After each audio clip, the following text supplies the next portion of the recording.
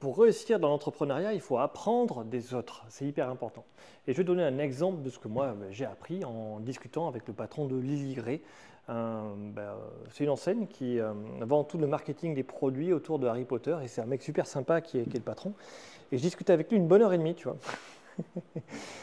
Euh, j'ai appris énormément sur ce qu'il fait de sa vie, de comment est-ce qu'il a construit, de quels sont ses objectifs. Et tu vois, dans son cas à lui, pourquoi est-ce qu'il réussit à monter un magasin alors qu'il est architecte, tu vois, il n'a rien à voir du tout, et il a monté ce magasin, c'est parce qu'il a une motivation interne qui est hyper forte.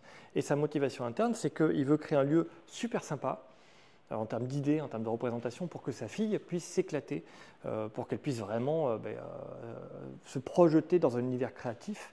Et celui d'Harry Potter, ça lui plaît de fou. Et il s'est dit, go, on y va.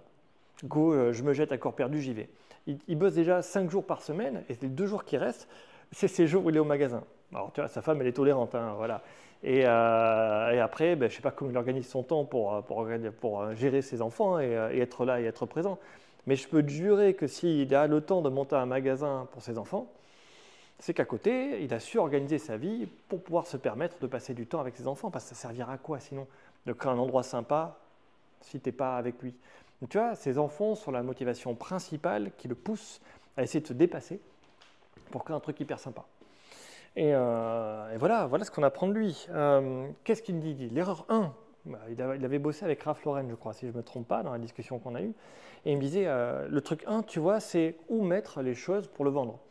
Donc lui, il a organisé un truc qui est super sympa, c'est un peu fouillis, il y en a un peu partout, et il met des articles à vendre à certains endroits spécifiques. Il dit, là ça va se vendre, là ça ne se vend pas, ça comme ci, ça comme ça, une lumière de plus par là.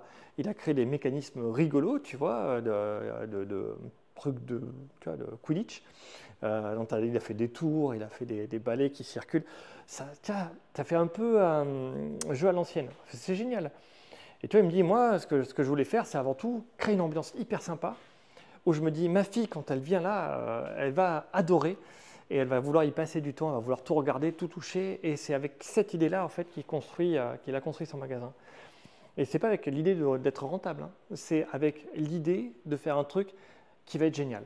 Qui est génial, où il dit, j'ai envie de passer du temps ici, j'ai envie que les gens restent là, touchent à tout, regardent un peu tout, me posent des questions, se renseignent. Et tu vois, j'ai vu dans ce magasin, tu as des photos dédicacées, tu vois. Quel magasin fait ça? Tous les magasins que j'avais vus, moi, ils vendent des articles. Là, ils vendent des photos dédicacées, ça n'a aucun sens, parce que moi, je ne suis pas assez fan pour acheter ça, peut-être le fond, mais ça met en évidence que c'est un véritable fan de cet univers de Wizard World, et que sur le coup, il s'y donne à fond. Et il essaie de faire plaisir à sa communauté qui est là aussi. Voilà. Apprends des autres, apprends à les connaître. Passe du temps avec eux, questionne-les, qu'est-ce qu'ils font, quoi, comment. Les gens qui t'inspirent en fait. Autre astuce, c'est que tu vois, quand on discute d'un point de vue logique, c'est très logique ce qu'il dit. C'est rationnel, c'est extrêmement rationnel. Mais en plus, en termes émotionnels, quand il parle, je suis entièrement d'accord avec lui. Tu vois, des fois, les gens ils te parlent et tu dis oui, ce que tu dis, c'est rationnel.